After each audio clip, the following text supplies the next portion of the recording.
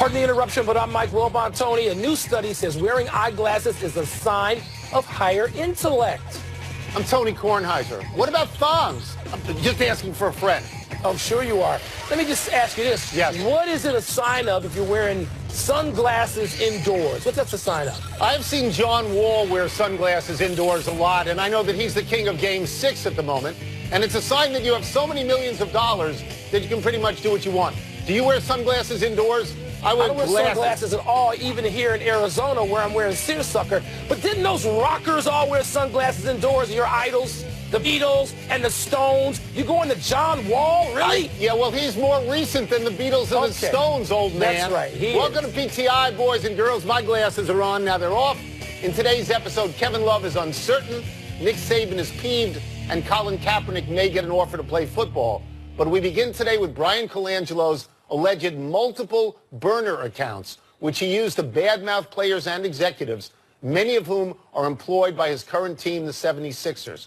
In particular, there were criticisms of Joel Embiid and Sam Hinkie and questions about Jahlil Okafor's medical history. All of this is published in The Ringer, and the 76ers are investigating. Well, Bon, I'm out of this because I don't really know what a burner account is, and I don't use Twitter. But if this is true, should it jeopardize Colangelo's employment as GM? Well, Tony, I don't care about the criticism, even an attempt at anonymous criticism. I don't care about that. What I do care about is divulging someone's medical record, someone's private medical information. That has to be against any sort of employment policy. Right. So that would bother me, and that alone would suggest to me that someone who did this, if Brian Colangelo did this, would be in serious jeopardy. His job will be in jeopardy. Perhaps he has to go. The criticism, and we'll get more to what this does in the NBA. No, I don't care about that. It's just gossip. Okay, well, I disagree with you on a bunch of things. The overarching question for me, and you and I have had this discussion many times, why does anyone go on Twitter? Why do you do this so that you can immediately lose your job? This is, to me, if this is true, a gots-to-go situation immediately. All right, and if it's not Jerry Colangelo, but somebody he knows well, somebody in his family, somebody in his narrow circle of acquaintances, and he knew about it, and he let it go without stopping it, and that was in his power, then he has to go. Because for me, Mike, this is an issue of trust, that if you work for Jerry Colangelo and you cannot trust that he will keep your secrets with him, then I don't know why you would want to work for him. I don't understand the whole concept of this. I know both of us are going to do this. Brian Colangelo, not Jerry. I'm sorry. I don't know that the great Hall of Famer Jerry Colangelo even has a Twitter account. Maybe he does. But Tony, I know you rage against this. You rail against this because you're not involved in any sort of way in any social media. I'm too old. And that's fine. You and Charles Barkley, the last two public figures in America, I love you both, who are not involved in this. But Tony, I don't care about the criticism. There's no trust involved with criticism. People criticize all the time. The President of the United States constantly is on Twitter. That's the way of a world you have not joined. And by the way, and you get in trouble. Clap for you. Well, you get in trouble. Look, if most people don't get in trouble, it's daily life. Brian Colangelo is part of what we would consider to be the first family of basketball with Jerry. Who won the Olympics, who ran the Phoenix team and all that. If Brian Colangelo is innocent, he should be standing up now outside of a building, screaming and introducing his lawyer, Michael Avenatti. Okay, and that's what he should be doing, and threatening to sue everybody. He might. Well, I hope he doesn't sue. You're getting so worked up here. There's so much we don't know. Because if I was a player, I would not want to go to work for someone who I thought would criticize me behind my back or reveal my secrets. I agree. You know what, Tony? It reads like Peter Vessey's basketball column of 30 and 40 years ago every Sunday, doesn't it? Which I like. That's how this reads. Which I like. Yeah, I know you loved it. Which I like. Tony, a great part of the fascination with the NBA, increasing its popularity, has to do with the two-way obsession with social media. The content that flows from the players and the generation that consumes it insatiably. The biggest new stars on the horizon, notably Joel Embiid, are among the daily celebrities in the popular culture. Tone, with all that in mind, is this a soap opera that's weirdly good for the NBA? No. It's not weirdly good. It's great for the NBA. Good. I'm glad we agree on that. It that. has intrigue. It has high tech. It has heroes and villains. It is a detective story, and it gives Joel Embiid the chance once again to talk. Once again. No, this is so great, and this next chapter is we don't know who the source of this is. Is it Sam Hinkie? You know, is Who's it Joel Deep Throat? Embiid? That's Who is Deep Throat? Our friends, Carl Bernstein and Bob Woodward, went a 30 to 40-year run without revealing who Deep Throat was. So it gets the focus off anything going on with Mark Cuban. It gets the focus off the possibility of a 4-0 final. This is great, Mike.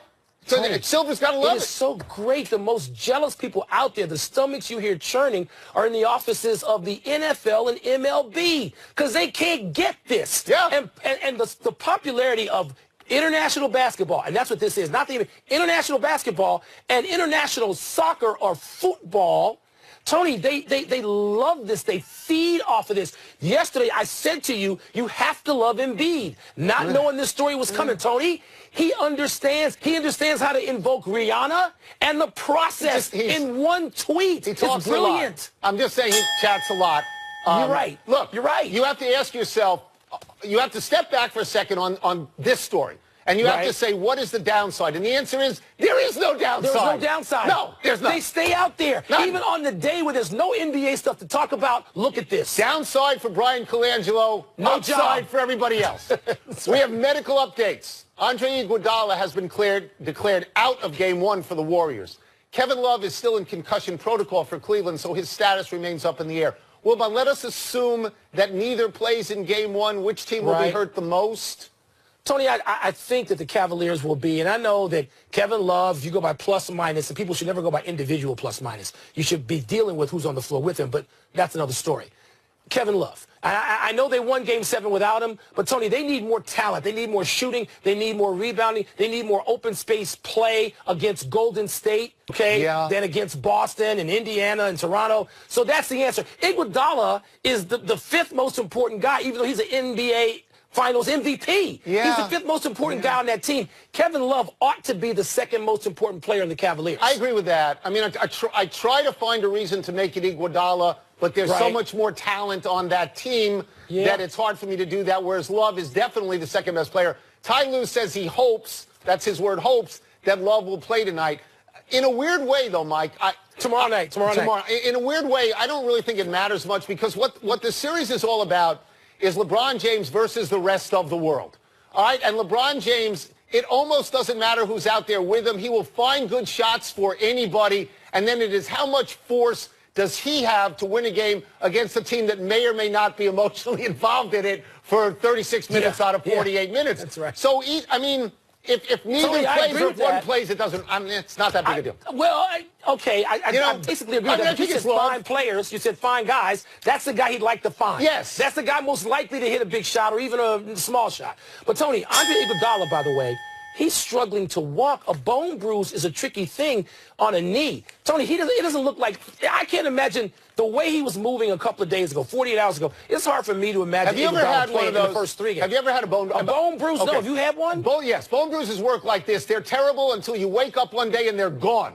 Yeah. And then you're ready to play. And by the way, we talk a lot about Chris Paul being injured all the time. Yeah. Kevin Love is injured all the time. It's all the time. Did you knock knees with Julius Erving attempting to block his dunk? Julius Erving. I'm just asking. Julius Erving. No, I didn't get a bone bruise from that. No. People need to know who you played with when you were growing up and had that red afro. Tony, Colin Kaepernick is in the news again, kinda, sorta, because there could be some desire for him in one of these new football leagues. A league executive of Bill Polian's Alliance of American Football tells San Diego Radio that if Kaepernick is interested in the AAF, then the league would be interested in having a conversation. Tony, the AFL and the USFL, you remember them? I do. Were completely rebellious and went after the NFL every chance they got.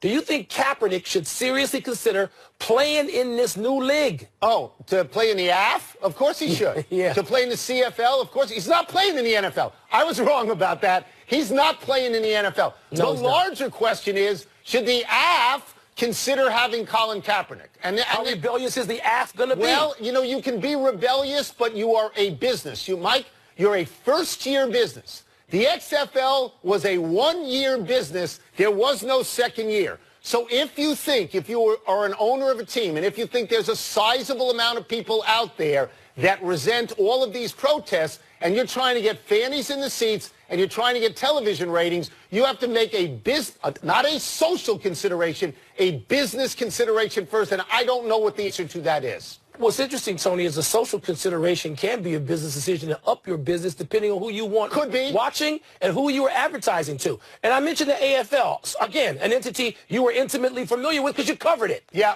Tony, the AFL would have looked. Can you imagine if Al Davis was still alive and some of the original Maverick AFL owners might have gone after the throats of the NFL? Yeah. They would, they might win the battle because they won it the first time. No, you're right about that, and I don't know how complex these decisions are.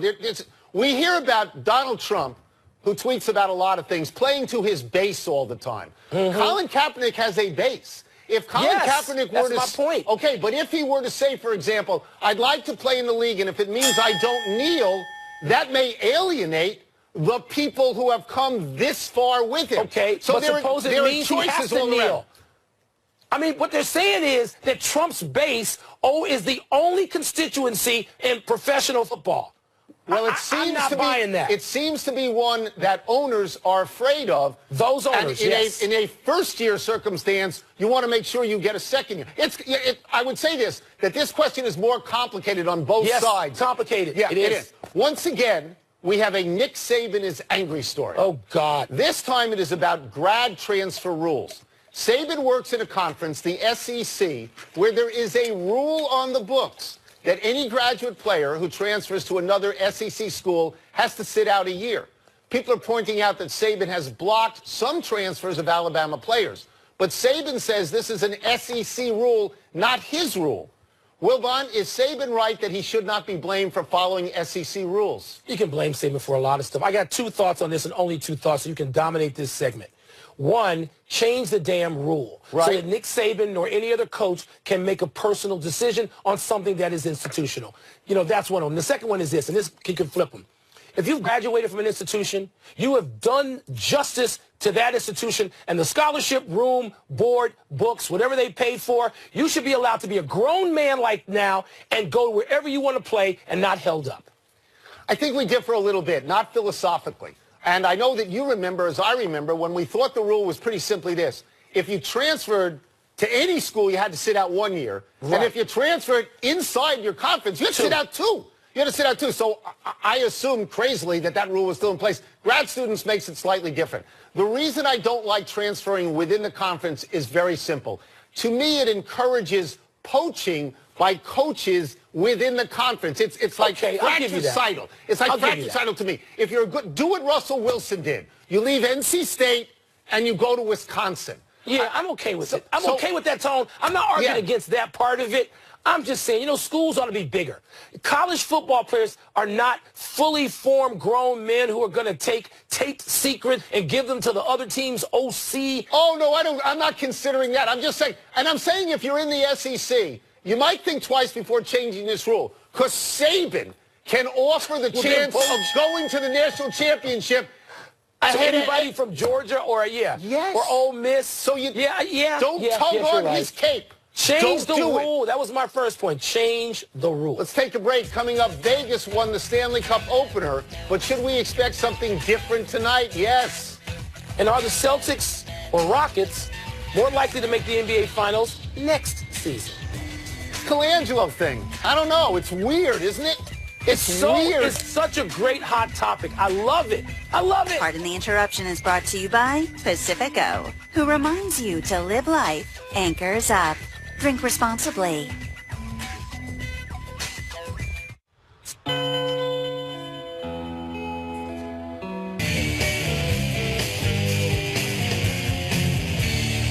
The secret to my success in toss-up, intense preparation, and massive amounts of PEDs. What's first? Toss-up. Lay's chips. More likely to make the finals next season, the Celtics or the Rockets? This question depends entirely on where LeBron lands. If he lands in Houston, the answer is Houston. If he lands in Philadelphia, the answer is Philadelphia. If he lands in Cleveland, the answer is Cleveland. The overall part of this question, the answer is Boston, because they're real good right now, and they get Kyrie Irving and Gordon Hayward back, but it's all about LeBron.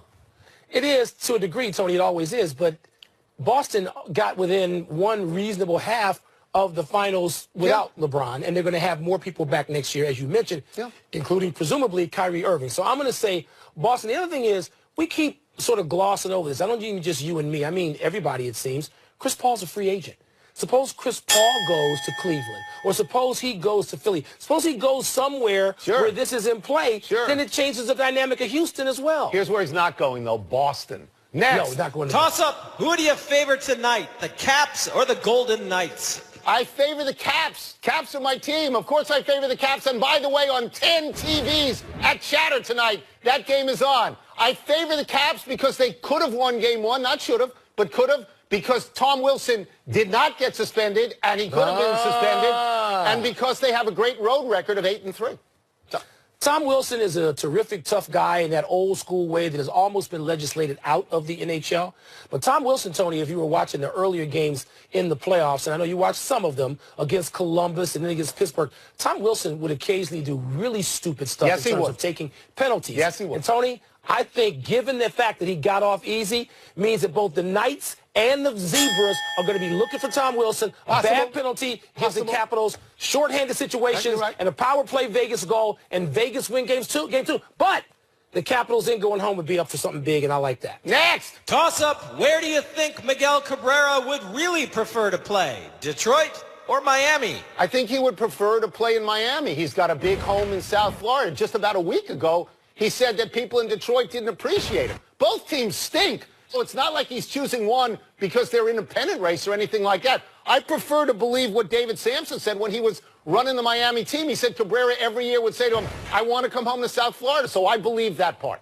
Well, of course, Cabrera said he was joking when he said that to him. But, Tony, I don't know Cabrera. I don't know what he wants to do. I think what he should do is go and play in South Florida if they're both going to stink. And you got a big jazzy crib down there, and you can get to Prime 112 within, I don't know, 15, 20 minutes after the game because, you know, Miles will keep it open until 2:33 for big stars. That's where you go. Prime 112. It's no chatter. Next. Last one. Toss-up. More likely to win the French Open, Serena Williams or Novak Djokovic? So Djokovic is seeded 20, which is very low for somebody who hasn't been pregnant and given birth recently. Serena is unseeded because she, in fact, gave birth recently. Serena is out there in the cat suit. Serena says she likes to play tennis in pants. The last person who said that was Bill Tilden. I'm going with Serena and not your boy Djokovic. It's Djokovic. I mean, I know Djokovic is barely motivated, hasn't played well, like 11-7 this year, although he's won 6 straight sets so far in the Open. But I'm going to go with him. Serena can't be in her athletic best condition right now. She'll get there, and maybe by the middle of this summer. Meaning, for me, you know, before you go into the U.S. Open. But the answer, Tony, is she can win right now. That's it. Let's take one last break, but still to come. Max Scherzer goes for his 9th win. But is he the most compelling man on the mound tonight? And Tiger Woods wants to play on the Ryder Cup team. Will he have to earn a spot? Earn it. Not be wild carded in. Earn it. Well, but you can be picked as a captain's choice. I know. But that's not earning it. That's being handed it. What's wrong with... You think 7-Up's just a soda?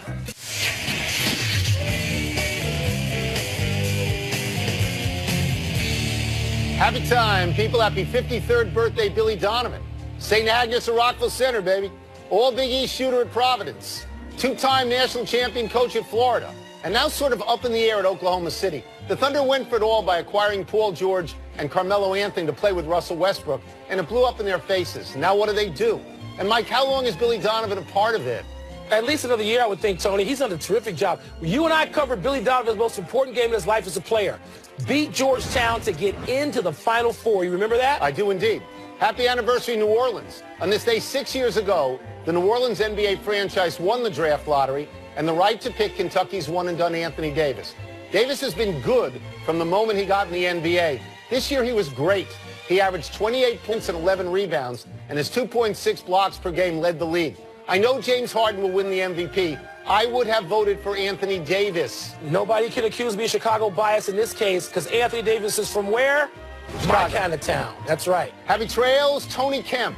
The Astros base runner took off for third when Aroldis Chapman sailed a 100-mile-an-hour fastball past everybody in sight.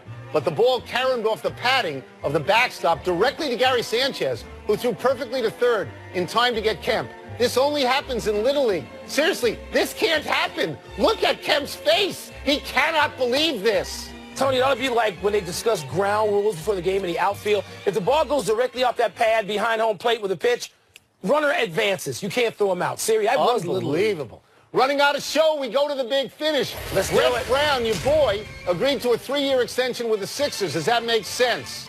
Yeah, probably good he signed it before the Ringer report came out, I would think. Yeah. Former Hornets coach Steve Clifford, he's going to be the new head coach in Orlando. Did he earn a second chance, Tony? It's a 2-year job. They're not going anywhere. It's like Fizz. It's a 2-year job. Tiger wants to be on Ryder Cup as a player. Do you think he has a chance? Tony's like 34th in the Ryder Cup standings. He's got a chance. Still needs to have a good second half of the season, though. J.J. Watt was awarded an honorary doctorate degree by Baylor, the School of Medicine. Your thoughts? I have an honorary doctorate. I welcome him into the fraternity. Last one, Matt Scherzer and Shohei Ohtani both pitch tonight. Who are you more interested in? I guess if I was just interested in new people, Tony, I would say Ohtani. I'm interested in Scherzer to see if he can keep it going for your next. Matt Scherzer. We're out of time. Trying to do better the next time. I'm Tony Kornheiser. And I'm Mike Wilbon. Same time tomorrow, Knuckleheads. You can get the PTI podcast on the ESPN app or Apple Podcasts. Series finale of The Americans tonight. Best show on television. Is that still on? PTI. Now on SportsCenter. On the eve of the NBA Finals, LeBron James talks to Rachel Nichols about facing the Warriors for the 4th straight season. Plus, the Sixers' social media investigation. Could one of the best young teams in the NBA soon be facing off-season turmoil? And the greatest pro-am duo ever. Inside the ropes with Tiger Woods and Peyton Manning at the Memorial Golf Tournament. This is SportsCenter. Mouse Pinot when you got the ears and elephant doo-doo. Here's Kevin Nagandi. Hey there, and welcome to SportsCenter. Thanks for joining us. Sage Steele's on assignment, getting ready for the NBA Finals, and that's where we begin as we are under 27 hours away from Game 1 between the Cavaliers and the Warriors. And the big story is who won't be playing tomorrow night. Andre Iguodala will miss the series opener as he deals with a leg contusion in his left knee. Team said there's inflammation of the nerve surrounding that knee and that his bone bruise still persists. Iggy has missed the last 4 games. We'll hear from him ahead here in SportsCenter. Meanwhile, the other side. Kevin Love, not at Media Day today as he remains in the concussion protocol. Cavs coach Ty Lue says he's still unsure for tomorrow, adding if Love does play, he'll start. 29-year-old Love missed Game 7 against the Celtics, telling our Dave McMenamin earlier this week that he wouldn't miss Game 1. As for the NBA Finals and Media Day, there's LeBron, held a short time ago in the Bay Area. First time to hear from the Cavaliers and their thoughts on facing the Warriors for the 4th straight year on this big stage. Rachel Nichols sat down with LeBron. You did have to play 2 Game 7s to get here, including one on the road. So the odds weren't with you that you would necessarily be here. Did you let yourself think at any point, I'm not going to make it? Well, the odds have not been with us all season.